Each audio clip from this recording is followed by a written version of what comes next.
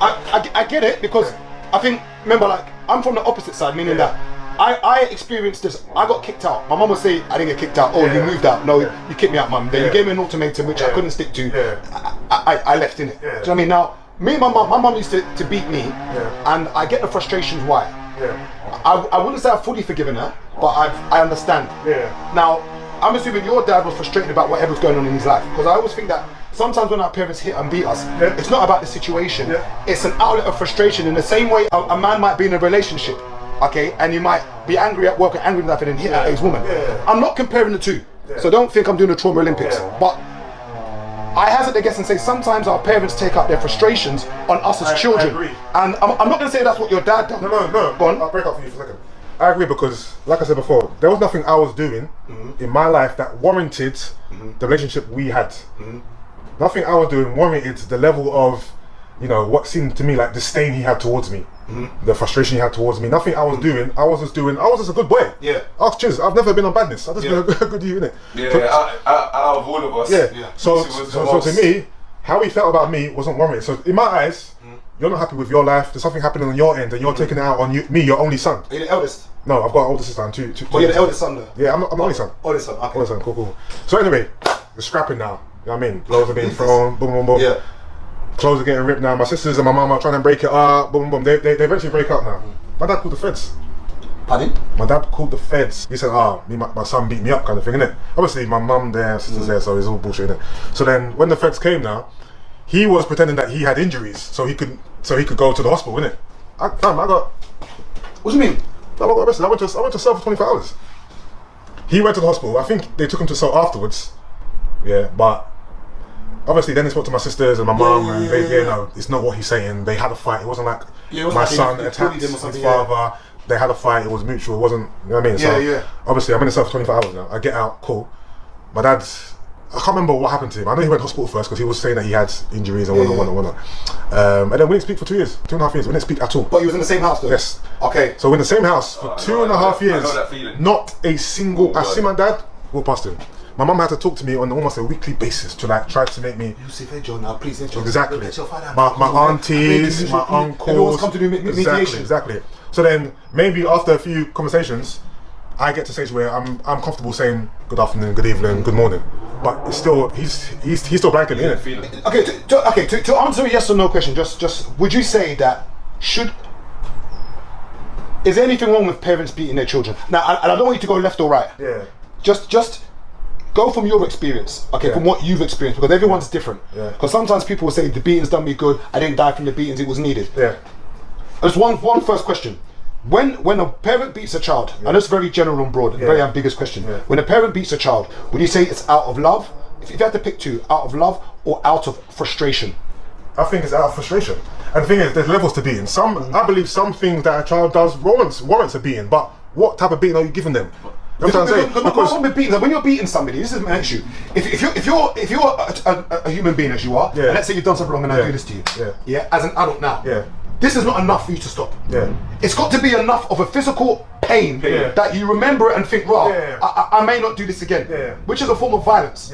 And I always wonder, why do we accept this violence when it comes to parents and child? They say don't spare the rod, don't spare the child, that rubbish. But why do we accept this violence when it comes from a parent to a child? And why does this violence tend to stop when this child gets to a certain age? Because is it because the parent realizes that, if I slap this child, so are you doing this because you know you get away with it? You know what's mad? Or why are parents beating their children? Do you know what's mad? Going on that. You see, like, my mum, she stopped beating me at 6.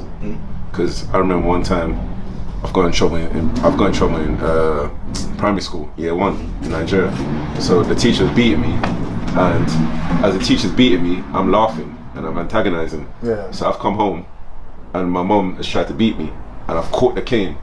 And I've said to her, like, back then, I said, don't you not get it? And she's like, what do you mean? I said, the more you hit me, the angrier I get.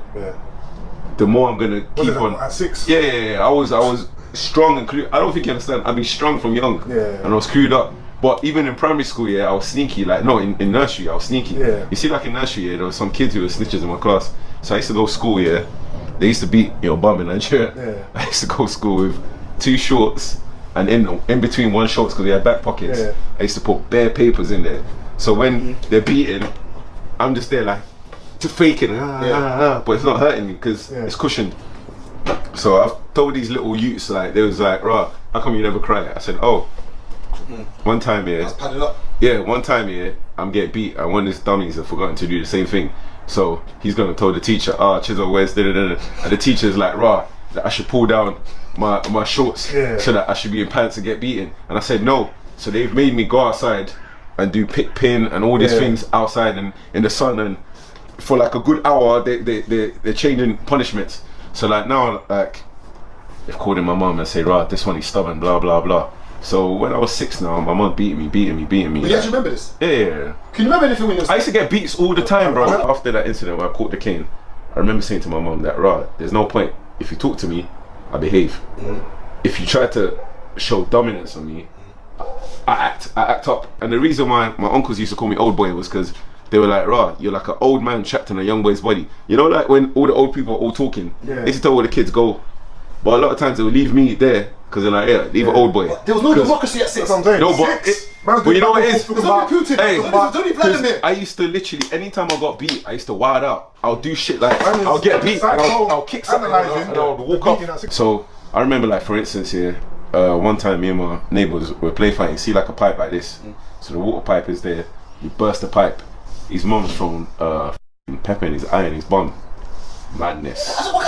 Brother. But these are the kind of things that have been normalised. That's happened to my cousin. No, it's not normal. That's happened to my cousin. That's abuse. My cousin, You know what my mum slit in the bum with the pepper. Yeah, that's you abuse. know what my mum did? My mum made me put my arms like this for like an hour. Yeah. And like anytime my arms went down, she would shout because she knew that Yeah, beating. all the She old knew school- beating all the will old work, school but all punishments. them physical ones you get me. So bringing it back now. So let's say you've got a child who is just not listening, who is arrogant, who you tell them to do something, doesn't do it. Now, I like to say that a lot of behaviour is learned. Meaning that I think a lot of the stuff that we do as children, we grow up. For instance, they say monkey do, monkey does. So if you look at Mowgli in the Jungle Book, Mowgli act like a monkey gorilla because he was hanging around them, so he started walking like this. Now, growing up, if you're in a household and let's say a child is just nonchalant, not listening, not behaving, and you've spoken to this child, you're speaking, nothing's going through. Is the next step to beat? Because I sit there and say, because I'm going to be a hypocrite now saying that there's certain levels to when you start showing frustration, and I guess sometimes we hit out of frustration. Like you've told someone, "Do not touch that cooker." So I was that dumb child that my mum would say, "Gabriel, do not touch the cooker." And you're gonna be I'll touch it, and then my hand is now burnt, and then it's what up. Now, from that burn, I'll never touch that cooker. Not because you beat me. I'm not touching that cooker because I've touched the burn and I felt it. Now, should I be getting beaten? Because I got beat for something. With my beating, there was no level to beating. So, for instance, I might leave the light on before we go out. I'm getting tumped up.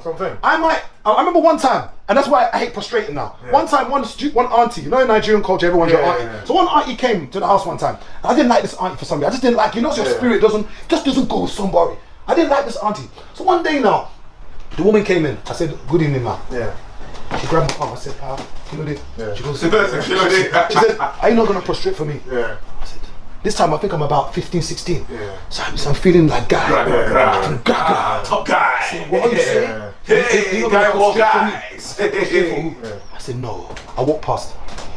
Brother, see the beard? Is it? Flogged. He needs a hug. He needs a hug. Bring it in, man. Bring it in. He needs a hug. But the beating I got there. And for those who aren't what prostrating means, when you see someone in Yoruba culture, especially when you meet an elder, as a guy, you're meant to basically go like this. You say hi, and then you don't get up. That's they release you. You don't get up. Brother, you know the first time frustrating. The basic level was just. That's this. No. Hey, listen. That's full. Yeah, to forward. Hey, see when you lot get married, yeah? Traditional, yeah? That's what we do. Yeah, miss me out the traditional. I'm not doing it. Now, ever since Because Josh's wedding, I had to do that. I was vexed. That's first time and last I don't time. prostrate. Now, did I deserve to get beaten for not prostrating to this woman? No. But I got beat, and there was no levels in beating. A lot of us that got beat, we've normalised beating so much. And I'm not going to talk about other cultures. So people say, "Oh, but why people beat too?" I'm talking here of what I know. In Nigerian culture especially, and I'm going to hazard a guess and say in a lot of other cultures, we've normalised traumatising children.